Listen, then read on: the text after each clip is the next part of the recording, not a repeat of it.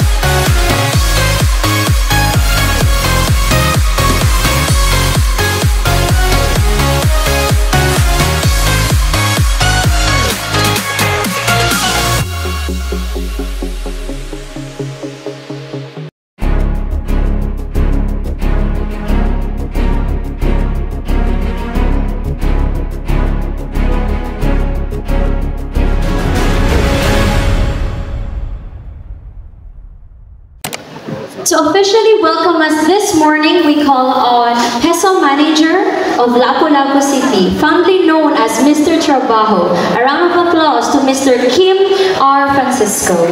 Mayong buntag kanatong tanan. Mayong buntag. Mayong buntag. Of course, no, ato ang pinalanggang inahaning na atong dakbayan, no? Mayor Maria Cynthia Cindy King Chan, atong maapte kung bugihan nga amahan sa syudad, Congressman Junard Ahong Chan, atong halangdong Vice Mayor, Dr. Celidonio Celsi Sitoy, akong kumpari, City Councilor and Committee Chairman on Labor and Employment, Honorable Celestino Tino Aying, atong papakan. Of course, ang higala kanatong mga upunganon, Mr. Emmanuel Cordero, ang PESA Zone Administrator sa Mactan Economic Zone, o iyang mga kaumanan sa PESA. Atong suod na higala na Regional Director sa Dole 7, Kuya Attorney Roy Benefe, represented here by Ms. Marites Mercado, ang hepe sa Dole 7 Tri-City Field Office, ma'am. Together sa iyang kauban na si Senior Leo Ma'am Minerlinda Hamoy. Atong partner and generous stakeholder na mao ang ICM, ipanguluhan sa ilang presidente and CEO Mr. Edwin Lapasaran Lim, o Kapakan. So at this point, I would like to welcome you all to the Peso and Pesa Mega Jump Fair 2025 here, the Island Central Mactan. We're thrilled to have 51 employers today offering a wide range of job opportunities across various industries, generating a total of 8,272 job vacancies. This event is a testament to our commitment to bridging the gap between job seekers and employers, fostering economic growth and empowering individuals to achieve their career goals. As proof of the Chan administration's commitment towards strengthening the employment facilitation programs and services here in the city of Lapu-Lapu, our beloved City Mayor, Cindy King Chan, Congressman Ahong Chan, and the 17th Sangguniang Panglungsod, led by its presiding officer, City Vice Mayor Celsi Sitoy, together with the Peso prime movers and advocates, City Councilor Celestino Tino Aying, the Chairman of the Committee on Labor and Employment, together with City Councilor Annabeth Pizon, Chairman of the Committee on Finance, has recently approved last August 14, 2025, City Ordinance Number 17-005-2025, creating the Public Employment Service Office in the City of Lapu-Lapu, which institutionalized the Peso, thereby upgrading the status of Peso Lapu-Lapu as a regular department in the Lapu-Lapu City Government. Let us all give them a big round of applause, please. We'd like to extend our gratitude to PESA, Mactan Economic Zone, led by its very dynamic ZA, Mr. Emmanuel Cordero, for making sure this event happens which we conceptualized a year ago pa. No? So, grabe ang pagpaningkamot sa PESA. No? And our heartfelt thanks to all the participating employers for joining our mega job fair and providing jobs to our beloved Opunganon. Thank you, MEPSEM, led by its President Lorena Baluran at Tubapagan, together with the Executive Director, Ms. Delia Subling, for their constant collaboration and support to PESO. And of course, special thanks to the management of Island Central Mactan, led by Mr. President, Mr. Edwin Labasaran Lim, for his generosity and support for hosting the venue for our mega job fair. Pati yung daghan ng mga aplikante, no? Gidagsa kita karong adlaw. To ICM Sir Jerel, Ms. Sheila, ICM's HR, Marketing, Facilities Engineering team, thank you. Of course, to my PESO staff, you are the wind beneath my wings. To God, our Almighty, we praise and worship you. To our job seekers, we encourage you to make the most of this opportunity. Network with employers, learn about job openings, and showcase your skills. We're rooting for your success today. So good morning, everyone. Morning. Now, we're very busy sa interview. Don't worry about that. According to Kim, Mr. Jabao himself, like 8,000 job vacancies today. That's why nga kamo, pwede po mag 2 jobs or 3 jobs. Pwede na, Mr. Kim? 2 or 3 jobs. But importantly, hopefully, good luck, makamit and much more. May ganit, way ulan, at naman yung mga contingency plan. May mga electric fans, may ganit, we're blessed with the good weather today. So welcome to the first PESO and PESA Job Fair. I'd like to acknowledge, of course, I already told the acknowledgement. Thank you all for making this event possible. This job fair is another milestone in creating awareness among all business sectors on the importance of creating jobs. More jobs mean more disposable income and ultimately uplifting the standard of living for all of us here in Mactan, especially the Opunganons. For us, in the private sector, we may prosper under the strong leadership of Congressman Ahong and Mayor Cindy in their policies and initiatives in attracting investors and businesses.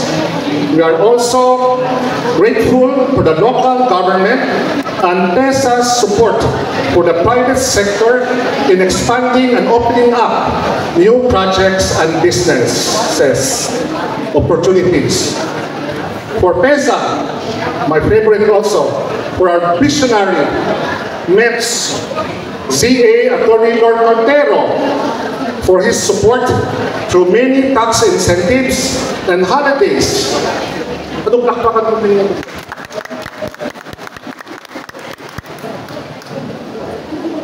Competitive leasehold rates and long-term leasehold rights that encourage businesses and factories to thrive, especially up against our competitive ASEAN neighbors now who are likewise offering attractive incentives.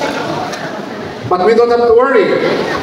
MEPS and PESA, they're very aggressive in attracting more investors to come to invest in not only in Cebu, but also in the whole Philippines.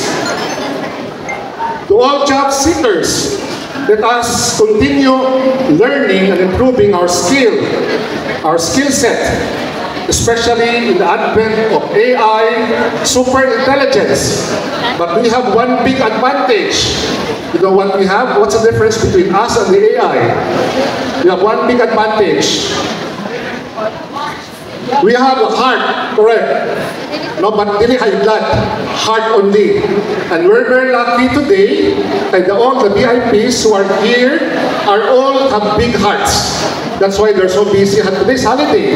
Their families with them, but they make sure that they will attend here and make everybody, all who will have a job.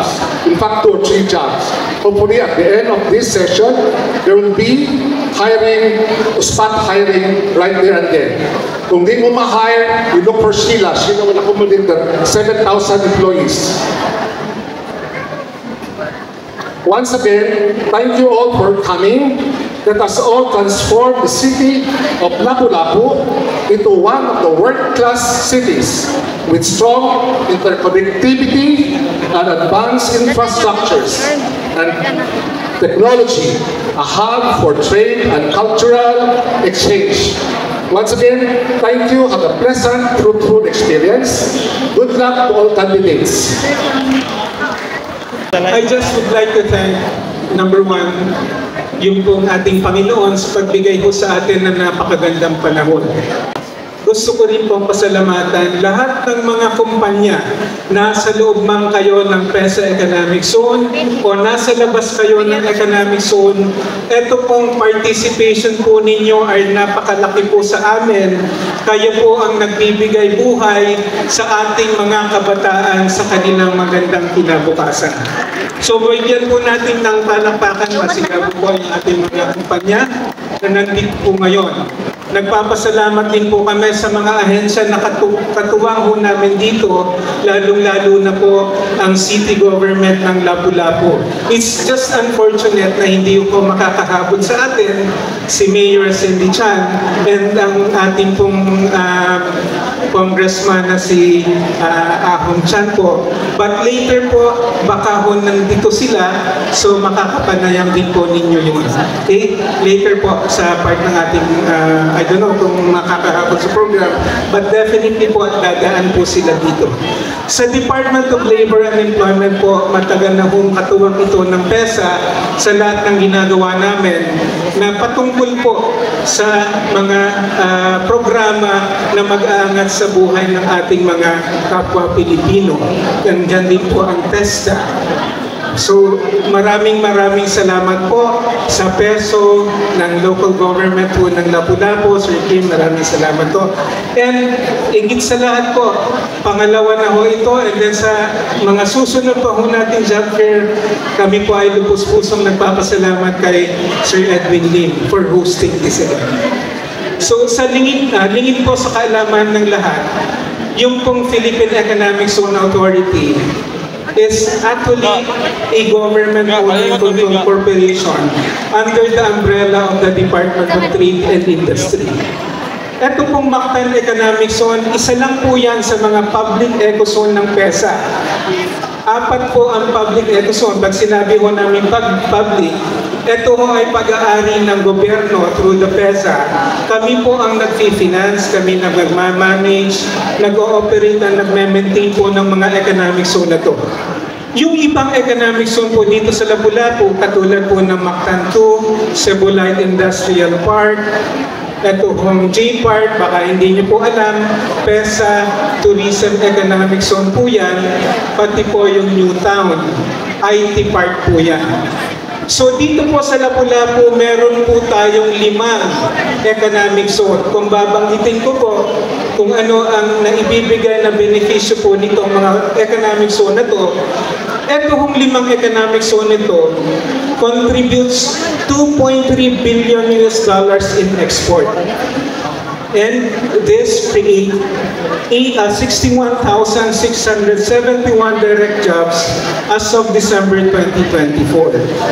I am also pleased to share with everyone na ito pong mga economic zone na to nagko-contribute po sa cover po ng Lapu-Lapu City in terms of the remittance nung pong 2% share ng lahat ng kumpanya na registrado ho sa PESA dun po sa incentives nila na nakukuha sa gobyerno, which is the 5% gross income tax incentives.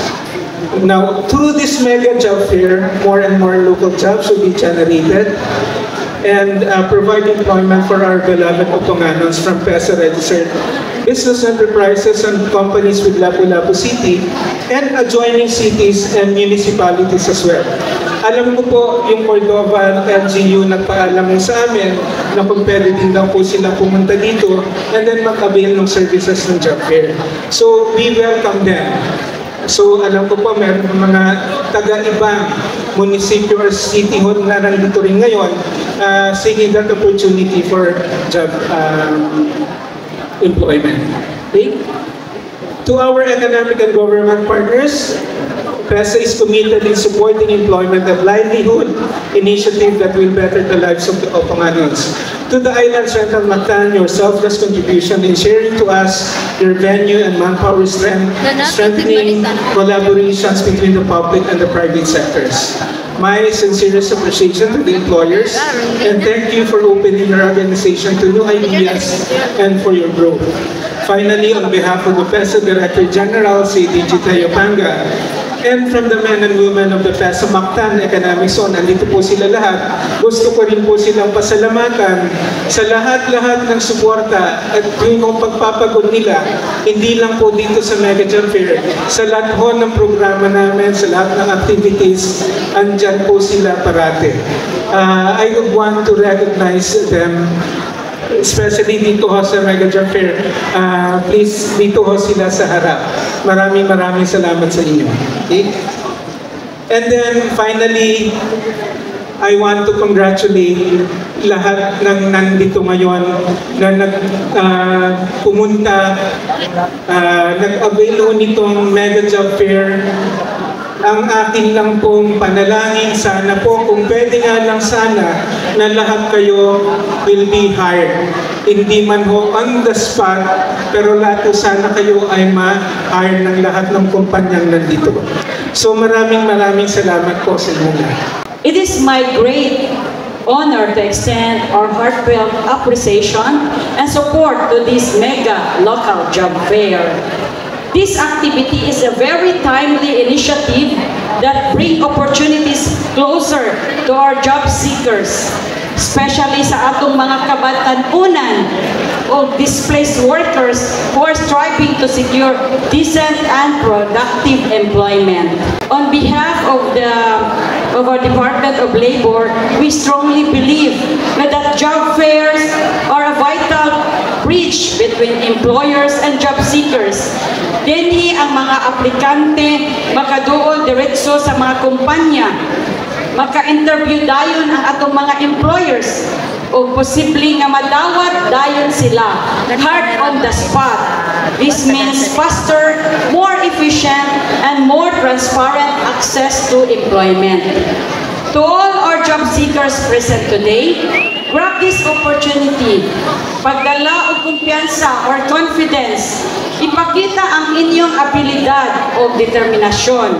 Ayaw kahadlok kay kini nga job fair usa kadalan padulong sa inyong maayong kaugmaon. To our partner employers and agencies, daghang salamat sa inyong suporta. Your participation is a testament of your commitment to help uplift the lives of these people. Congratulations to the organizers of this mega job fair, the Lapu-Lapu City Government, Mayor Cindy Chan and Congressman and Ahong Chan, Nutro Public Employment Service Office, Nutro Sir Kim, in partnership with the PESA Mactan Economic Zone and Island Central Mall. May this event hope and brighter future for all. Wala pa nauso kaniadtong panahon ang job fair. So in taon ang mga sapatos namo ang lapalapa makangtang in taon ang pinangita. Now we are very thankful that there are initiatives like this. Job fair is very beneficial for both companies and the job seekers. So I would like to take a moment to express my heartfelt gratitude to Lapu-Lapu City local government, of course, headed by our very own Mayor Cindy Chan, Congressman Ahong Chan, and with my dear friend, Mr. Trabaho Kim Francesco, in partnership with PESA Mactan under the leadership of our very active and hands-on Zone Administrator Architect Loy Cordero, and dili nato kalimtan ang tag-iya no, sa atong venue, the Island Central Mall. You have created a space where hope and dreams begin to take a shape. Daghan kayong salamat. To all job seekers, always remember this. Whether you're fresh out of school, shifting careers, or returning to the workforce, your presence here is a powerful statement. It says, I'm ready. I believe in myself. I'm moving forward. I know the journey can be challenging. Rejections may come. Silence or no replies may follow. And sometimes the wait feels endless. But every step you take is a progress. Don't be discouraged by setbacks. Those are opportunities to learn and grow. So every CV or resume you hand in, every conversation you have, every booth you visit, it's building your future. So today, job seekers, walk with confidence, ask questions, share your story.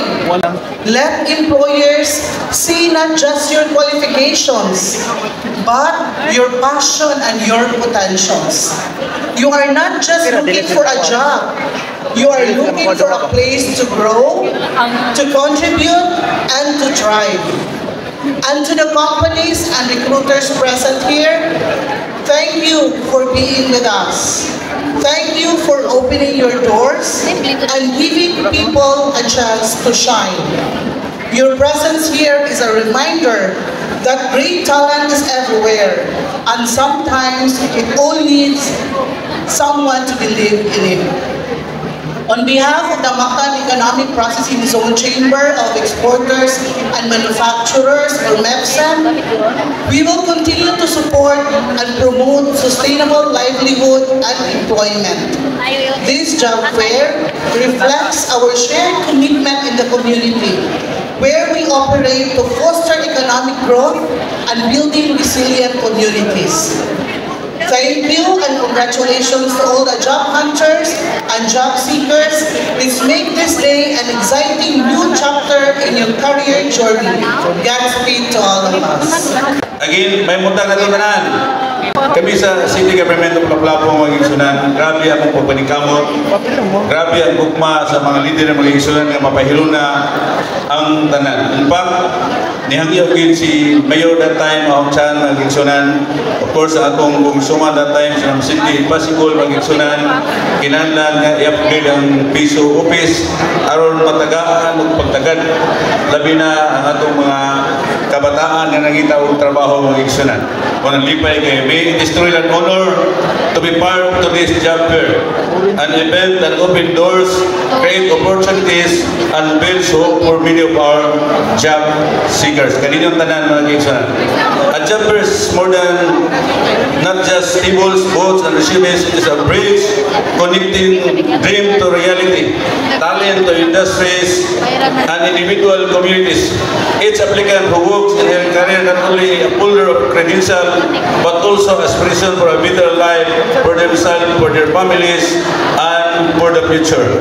Sa City Government, magigsunan, ipanigamutan pa kayo sa atong Mayor May Impact, atong naging simana, magigsunan, lipay may among gamitin ang mga kadagkuhan sa DPWH. God willing, magigsunan, ang atong ipangantoy nga Port Bridge.